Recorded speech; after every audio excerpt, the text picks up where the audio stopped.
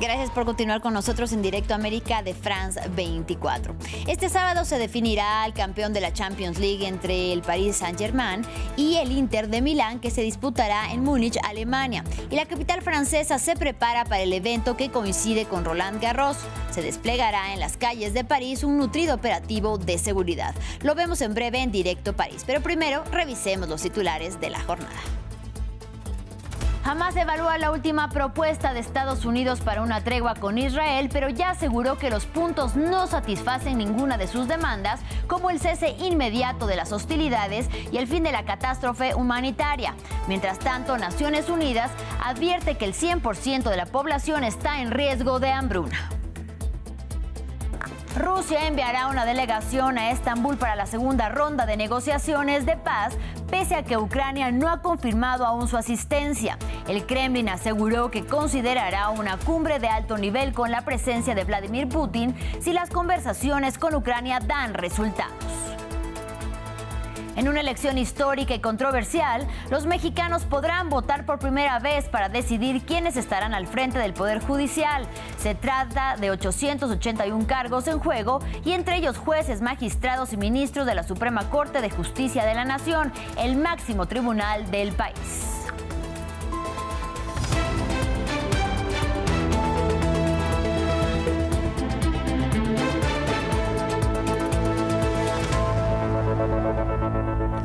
Iniciamos en la Franja de Gaza, ya que Hamás evalúa la última propuesta de Estados Unidos para una tregua con Israel. Sin embargo, mediante un comunicado, el Buró Político de la milicia aseguró que la respuesta israelí no satisface ninguna de las demandas del pueblo palestino, como el cese inmediato de las hostilidades y el fin de la catástrofe humanitaria. A continuación, les ampliamos en el siguiente informe.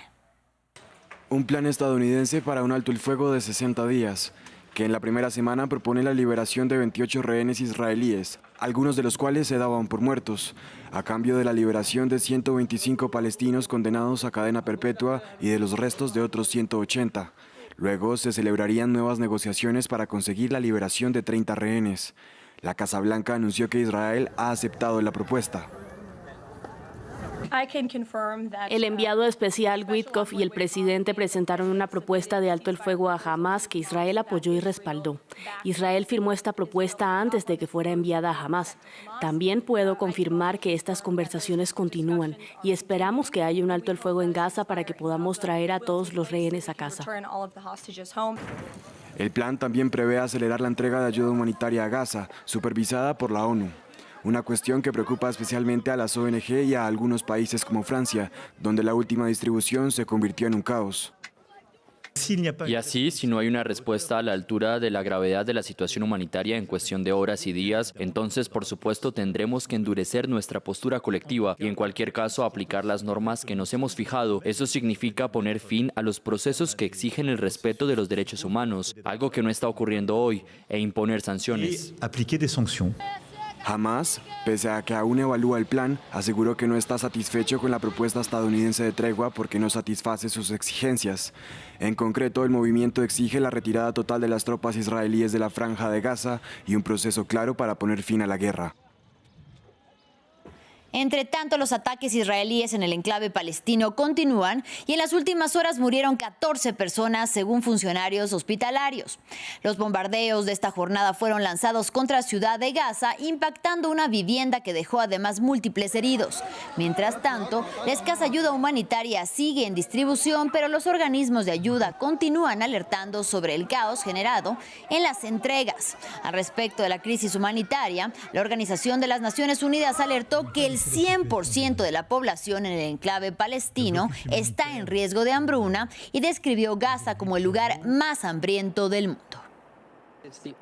Es la única zona delimitada, un país o un territorio definido dentro de un país, donde la totalidad de la población tiene un riesgo de hambruna. El 100% de la población está en riesgo de hambruna. Y en otro frente de guerra, Rusia enviará una delegación a Estambul para la segunda ronda de negociaciones de paz. Y esto pese a que Ucrania no ha confirmado aún su asistencia. El Kremlin aseguró que considerará una cumbre con la participación y presencia de Vladimir Putin, pero condicionó los contactos de alto nivel a un acuerdo con Ucrania. Eso en respuesta a una propuesta turca de acoger una reunión entre los mandatarios de Ucrania, Volodymyr Zelensky, Putin de Rusia y el turco Recep Tayyip Erdogan. Vamos a Kiev con nuestra enviada especial a Ucrania, Catalina Gómez Ángel. Catalina, muy buenos días. Ucrania, como decíamos, aún está a la espera de un memorándum por parte de Rusia para poder estudiar el documento y avanzar. Platícanos, por favor, sobre la postura de Kiev.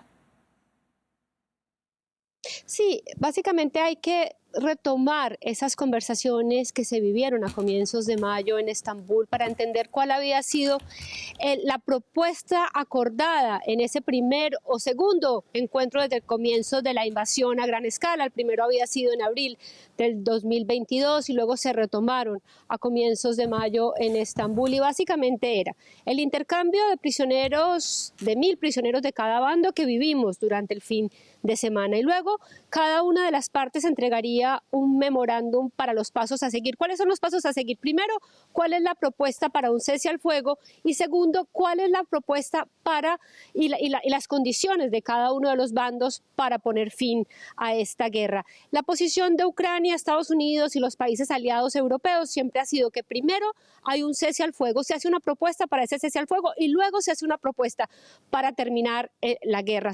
Para Rusia, estas dos situaciones tienen que negociarse al mismo tiempo. Pero ¿qué pasa? Realmente Rusia, como lo dijo el mismo Lavrov antes del intercambio de prisioneros, estoy hablando del ministro de Relaciones Exteriores ruso, Sergei Lavrov, ellos dijeron que entregarían durante esta semana ese memorándum que, valga decir, ya entregó Ucrania, como lo ha reconocido Estados Unidos. Ahora ellos han puesto la fecha, porque Ucrania no tuvo nada que ver en esa fecha del 2 de junio en Estambul, la cual Ucrania acepta, pero dice, bueno, ¿y dónde está ese memorándum para que nosotros podamos estudiar y tener unas conversaciones constructivas? Ahora lo que le dice Estados Unidos a Ucrania es, está bien, Rusia tenía que haber entregado ese memorándum, pero ustedes acepten esas condiciones y vayan a Estambul, porque nadie quiere que este primer encuentro, esta reanudación de contactos que ya comenzaron, vaya a cesar. Y ahí es donde viene el malestar ucraniano, porque ellos dicen, nosotros hemos puesto todo de nuestra parte, pero obviamente Ucrania no se puede dar el lujo de salirse de las mesas de negociaciones porque perdería el apoyo de sus aliados, especialmente de Estados Unidos, que es el que le pone la presión. Así que posiblemente lo que veamos es que Ucrania termina asistiendo a Estambul a pesar de que Rusia no cumplió lo que había prometido. En tanto, Catalina, Rusia sigue atacando territorio ucraniano, pero ¿cómo es la situación en el frente en momentos en los que Rusia ha puesto mucha tensión en el noreste del país y presiona en la región del Donbass? Sí, estamos esperando una gran ofensiva de verano.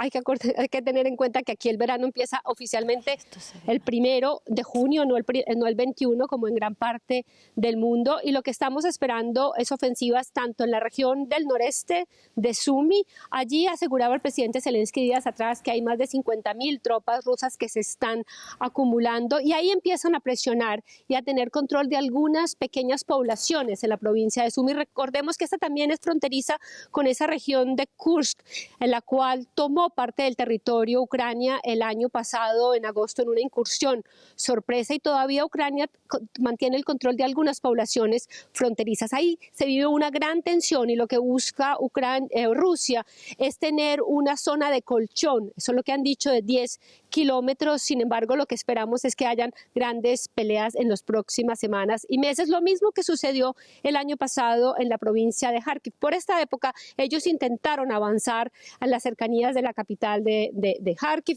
intentar tomar otro territorio colchón, y allí siguen avanzando allí siguen presionando y siguen habiendo ataques, logran algunos avances en algunos sectores, pero lo que hemos conocido y nos han confirmado soldados que están en la zona es que tratan de hacer incursiones muy rápidas, pequeñas unidades rusas, muchas veces lo hacen en motocicletas, tratando de encontrar dónde están las debilidades de la defensa ucraniana. Gracias a los drones han logrado mantenerlos, pero donde está la mayor presión y donde se espera que siga habiendo la mayor presión es en esta zona del sureste del país, en el famoso Donbass, donde Rusia sigue presionando con gran fortaleza en muchos lugares, especialmente en la población de Konstantinivka, que está cerca a la ciudad de Kramatorsk, y también en la ciudad de Pokrovsk, que logran tener en su control desde hace más de un año. Bien, Catalina Gómez Ángel, como siempre, muchas gracias por tu reporte desde el terreno. Muy buen día. Y en otro orden de ideas, este 1 de junio, domingo, se llevará a cabo en México una controversial e histórica votación donde por primera vez los ciudadanos elegirán en las urnas a 881 cargos judiciales y entre ellos a los jueces, magistrados y los ministros de la Suprema Corte de Justicia de la Nación. Para ello serán cesados todos los juzgadores hoy en funciones, algo que no ocurre en ningún otro país. Mario Carbonell y Aurora Payud nos traen los detalles.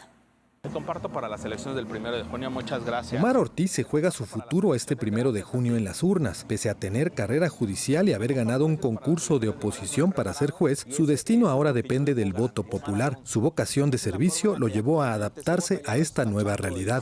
Yo tengo más de 15 años de experiencia dentro del Poder Judicial. He pasado por todos los puestos, desde intendente hasta ahora como juez. Entonces, si este es ahora el mecanismo vigente, constitucionalmente hablando, para poder permanecer en el cargo y poder continuar haciendo lo que amo, es por eso que decidí participar. Los mexicanos están convocados a elegir 800 cargos entre jueces, magistrados y ministros de la Corte, para los que contienden 3.400 candidatos. Los juzgadores en funciones tuvieron pase automático a la candidatura, pero no todos aceptaron ir a elecciones, entre ellos Ileana Contreras. La magistrada argumenta que la legitimidad de los jueces deriva de su formación jurídica y no de su popularidad. ¿Qué puede prometer un juez en una campaña política? No puede prometer otra cosa más que hacer cumplir la Constitución y la ley. Eso es nuestra función. Entonces, ¿por qué habríamos de prometer lo que es nuestra obligación realizar? Aprobada la lista de candidatos, el Senado reconoció que se infiltraron aspirantes sin solvencia ética, pero la autoridad electoral se declaró impedida para excluirlos de la boleta. Miguel Mesa encabeza una iniciativa dedicada a detectar y denunciar a esos aspirantes con perfiles cuestionables e incluso antecedentes penales. Hemos detectado a 19 perfiles altamente riesgosos, 8 de ellos están relacionados con el crimen organizado, 7 con una secta político-criminal que existe al interior de la luz del mundo y otros cuantos relacionados con casos de abuso sexual, laboral, entre otras cosas. Los jueces y magistrados que declinaron participar en la elección serán removidos, la mitad este año y la otra en 2027. A partir del 2 de junio, México comenzará una histórica nueva etapa en su sistema de justicia. En Argentina, una nueva jornada de protestas se vivió este jueves en contra de las políticas de ajuste del gobierno de Javier Milei. Médicos del Hospital Garrahan, un centro pediátrico reconocido internacionalmente, advierten que sus bajos salarios ponen en riesgo su funcionamiento. A la par, personas discapacitadas y sus prestadores de servicios reclamaron por lo mismo, recortes presupuestarios y un fuerte desfinanciamiento que pone en riesgo a estas personas. Martín Gripo tiene los detalles. Una nueva jornada de protestas contra el gobierno de Javier Milei y sus políticas económicas. Los trabajadores de la salud en Argentina están en alerta. Denuncian que los bajos salarios ponen en riesgo el sistema sanitario. Médicos residentes del Hospital Garrahan, uno de los centros pediátricos más importantes de la región, manifestaron que sus ingresos mensuales son de alrededor de $670 y que semanalmente trabajan entre 60 y 70 horas, en un país donde una familia de 4 personas necesita un mínimo de $1.000 para no ser pobre, según el Instituto Nacional de Estadística y Censos. El Hospital Garrahan es un hospital modelo, no solamente en Argentina, en nuestro país, sino que es uno de los hospitales pediátricos más importantes en toda Latinoamérica. Llegan pacientes derivados de otros países periféricos a Argentina que no pueden resolver patologías e incluso tiene conexiones internacionales con otros países del resto del mundo y de Europa. A la par de las manifestaciones de los médicos, personas en condición de discapacidad, sus familiares y prestadores de servicios también marcharon en cercanías al Congreso de la Nación, y el reclamo fue el mismo: crisis financiera y de financiamiento de este sector. Con ella, por ejemplo, tiene acompañante escolar, tiene terapia kinesiología, hidroterapia. En eso tiene recorte de sesiones, no le están pagando como corresponde a la kinesióloga. Tenemos el traslado, por ejemplo, el transporte no le están pagando tampoco. Muchos reclamos, pero no hay respuesta. La Casa Rosada niega recortes presupuestarios. Sin embargo, la Cámara Argentina de Servicios de Apoyo a la Integración Escolar reveló que las tarifas por servicios de discapacidad están congeladas desde inicios de 2025, situándose por debajo de la inflación acumulada en lo que va del año, que gira en torno al 11%. Y de Argentina nos vamos a El Salvador. Organizaciones de derechos humanos de la nación centroamericana denunciaron que registraron hasta 415 muertes en cárceles del país bajo el estado de excepción. Las ONGs denuncian que el régimen de excepción decretado por el gobierno de Nayib Bukele se ha convertido en una medida de control social. Albert Naya tiene la información. 1.160 días desde que Bukele instauró el estado de excepción, una decisión que se tomó un 27 de marzo de 2022 y que perdura hasta el día de hoy. El Salvador vivió aquel fin de semana más de 80 asesinatos, según las autoridades, ante un Bukele que llegó al poder con la bandera de la seguridad. Hoy, con mano de hierro, la seguridad en las calles salvadoreñas parece ser un hecho, pero las organizaciones denuncian que ahora el peligro es otro y las cárceles bajo tutela del Estado se llevan la parte más hostil. Llevamos más de 415 casos, ¿verdad? Son más de 415 personas que han sido asesinadas en manos del Estado. Una mano dura que sienten hasta las mismas organizaciones de derechos humanos. La represión se está agudizando, los líderes defensores de derechos humanos ahora tienen miedo de alzar la voz, el régimen pues no perdona a nadie. Y un mensaje claro, según las organizaciones reunidas, Bukele aprovecha la fuerza policial en su propio beneficio. El régimen de excepción no tiene como fin último garantizar la seguridad, tiene como fin último ejercer un control social de todas las voces que no comulgan con el discurso oficial. Y lo hemos visto en mayor envergadura los últimos días, cuando ha habido un arreciamiento de persecución en contra de personas que defienden derechos humanos. Más de 3 años desde que Bukele inició una guerra contra las bandas que se ha saldado con la detención de 86.000 personas y que ahora parece querer extender a las mismas ONG. La semana pasada, la Asamblea Legislativa aprobó la llamada Ley de Agentes Extranjeros que obliga a las ONG, entre otros puntos, a pagar impuestos por las donaciones recibidas. Un golpe a sus arcas que se suma al miedo por alzar la voz. Y de regreso en el viejo continente, acusado de 5 cargos por violación y agresiones sexuales, el humorista británico Russell Brand se declaró no culpable en una audiencia ante un tribunal londinense, donde será juzgado el 3 de junio del próximo año. El actor de 49 años y ex esposo de la cantante de pop Katy Perry es acusado por 4 mujeres por hechos que habrían ocurrido en 1999 y 2005 en la costa sur de Inglaterra y en Londres. La Policía Metropolitana londinense presentó los cargos contra Brand en abril y fue puesto en libertad bajo fianza el 2 de mayo. Es momento de Directo París.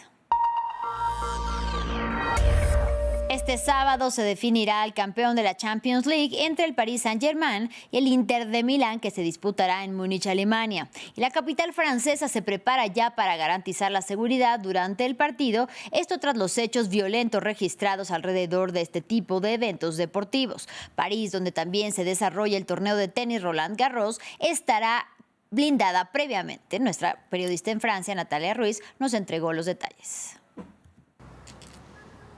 Este sábado la atención de París estará enfocada en 2 eventos deportivos supremamente importantes, en el Roland Garros, por supuesto, y también en lo que haga el Paris Saint-Germain en esa final de Liga de Campeones que disputará ante el Inter de Milán. Es cierto que esa final se disputa en Múnich, en Alemania, pero en realidad aquí en el Parque de los Príncipes, que es la casa de los parisinos, pues habrá miles de hinchas que podrán venir a ver el partido en pantalla gigante. Y de hecho, en realidad Roland Garros está a tan solo un par de cuadras de aquí, así que las autoridades autoridades van a necesitar manejar un flujo importante de gente en una zona bastante pequeña. En todo caso, para este día es el Ministerio del Interior el que ha pedido a las autoridades tener un dispositivo de seguridad muy preciso en toda la capital, por supuesto aquí, pero también en otras zonas como por ejemplo los Campos Elíseos, entre el Arco del Triunfo y el Grand Palais, todo esto para proteger a los comercios que hay allí y sobre todo de cara a que puedan presentarse algunos desmanes como ya sucedió durante la semifinal que disputó París aquí en la capital el pasado 7 de mayo. Lo que se quiere, por supuesto, es evitar esto al máximo, pero sí han pedido a todos los agentes del orden público que ese día, o sea, ese sábado, trabajen en horarios distintos, es decir, desde las 4 de la tarde hasta las 4 de la mañana, los que más puedan, y también aquellos que están de descanso ese día les han pedido que por favor trabajen también el día sábado. En medio de todo esto es la alcaldía de París la que quería instalar una fan zone para que la gente pudiera venir a ver esa final gratuitamente. Sin embargo, fue la prefectura de policía la que desaconsejó esto, vista de posibles problemas de orden público. Por eso, entonces, se van a abrir las puertas de este estadio en el que estarán unas 38.000 personas que han pagado 10 euros por cada entrada para poder venir a disfrutar esta final. Y en todo caso, si el Paris Saint-Germain llega a quedarse con el trofeo, con esa orejona, pues habrá un desfile sobre los Campos Elíseos, pero eso sí, con una condición, y es que no se presente ningún tipo de desmanes este sábado. Vamos con nuestro segundo reportaje del día. El desmantelamiento de la central nuclear de Fukushima Daiichi en Japón comenzó poco después de que se sufriera un triple accidente nuclear en marzo del 2011. 14 años después, los trabajos continúan. Este verano se cumplirán 2 años desde que Tokyo Electric Power, la empresa operadora de la central, comenzó a verter el agua tratada que se utilizó para refrigerar los reactores dañados. Los barrios más cercanos de la central siguen siendo zona restringida, pero el resto de la zona es segura para vivir. Para algunos residentes, la vida está volviendo poco a poco a la normalidad. En la central hay que llevar 2 pares de medias especiales. Empezamos con el primer par. Estas preocupaciones se han convertido en algo habitual para Takahara, un empleado de la central. Medias, mascarillas y guantes. También nos ponemos un equipo de protección que nos permite acceder a la zona verde, donde los niveles de radiación son más bajos y que representa el 96% de toda la central. TEPCO está usando robots para extraer el combustible fundido peligroso de los reactores dañados, que son, de lejos, las secciones más peligrosas de la planta. En noviembre, 14 años después del desastre, los robots lograron un gran avance. Por primera vez pudieron extraer 0,7 gramos de residuos radiactivos peligrosos. Es una cantidad minúscula teniendo en cuenta que se estima que quedan 880 toneladas. El 11 de marzo de 2011, Japón fue sacudido por el terremoto más potente de su historia moderna. El sismo provocó un tsunami que causó la muerte de casi 19.000 personas a lo largo de la costa noroeste. 3 reactores de la central de Fukushima entraron en fusión después de que una ola de 15 metros de altura rompiera el dique de protección y dejara inutilizado el sistema de suministro eléctrico de emergencia. En los días siguientes, las explosiones de hidrógeno sacudieron los edificios de los reactores. Se produjo una fuga de material radiactivo a la atmósfera. Tras la catástrofe, TEPCO fue acusada de minimizar los riesgos que representaba el tsunami, y desde entonces la empresa ha construido una nueva barrera, un dique reforzado basado en un diseño francés. Aunque la estructura puede bloquear tsunamis de hasta 16 metros de altura, también nos estamos preparando para la posibilidad de olas todavía más poderosas. Si se acumula agua, podemos eliminarla mediante un sistema de drenaje. TEPCO se enfrentó a la enorme tarea de gestionar el agua utilizada para refrigerar los reactores. Después de haber sido tratada, el agua se almacenó en estos tanques gigantes. Ahora contienen agua suficiente para llenar 510 piscinas olímpicas. Pero la empresa no pudo eliminar un elemento radioactivo, el tritio. En su lugar, los trabajadores diluyen el agua tratada con agua de mar para reducir el tritio a niveles seguros antes de bombearla al Pacífico.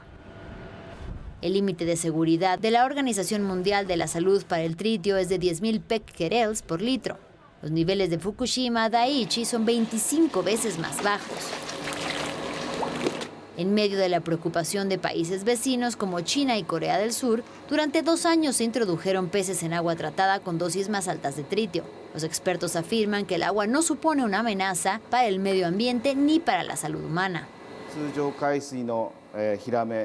La tasa de mortalidad es exactamente la misma en los peces criados en agua de mar normal que en los criados en la mezcla de agua tratada que contiene tritio. TEPCO y las autoridades locales han tenido dificultades para convencer a los residentes evacuados de que regresen. Existía preocupación por un pequeño número de casos de cáncer entre los trabajadores de la central que se atribuyeron a la exposición a la radiación. Varias personas que eran niños en el momento del desastre y han desarrollado cáncer de tiroides están reclamándole una indemnización a TEPCO. Aunque algunas zonas siguen estando restringidas, otras ya fueron despejadas para que los residentes pudieran regresar.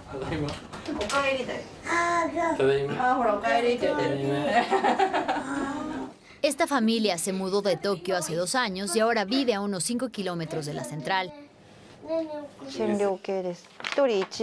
Esto es un dosímetro, cada uno tiene uno y todo el tiempo lo llevamos puesto. ¿Cada cuánto reciben los resultados? Cada 6 meses. Aquí, los niveles de radiación atmosférica son entre 7 y 10 veces más altos que en Tokio, pero siguen estando por debajo de los umbrales de seguridad internacionales. Cada uno de estos padres tiene un dosímetro para usar en el exterior y 2 para el interior. Las autoridades locales anuncian los niveles de radiación a diario. Estos residentes dicen que se están adaptando a la vida en este lugar.